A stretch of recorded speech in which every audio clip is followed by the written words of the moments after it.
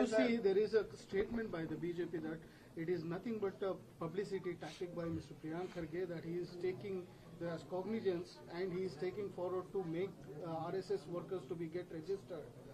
I am not asking RSS workers to get recognized or to register themselves individually. I am asking RSS to get registered. There is very clear distinction. I really don't care who their members are. First, let the organization get registered. अरे जिस देश में every street vendor is registered, correct? Every street vendor is registered. Every temple has to give accounts. Every donation is accounted for. Why RSS is not accounted for? Why are they not registered? They are the world's largest NGO, right? They are the ones who are saving humanity across geographies.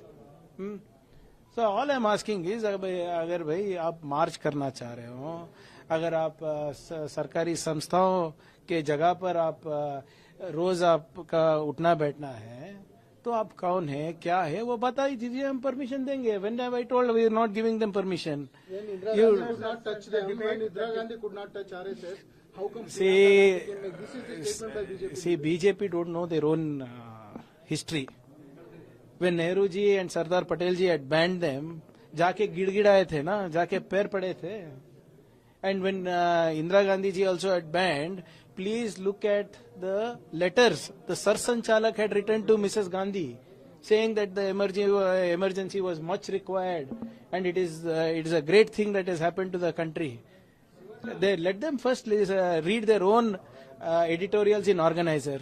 And if there is some misconception about RSS with me, I would request them to clarify my doubts.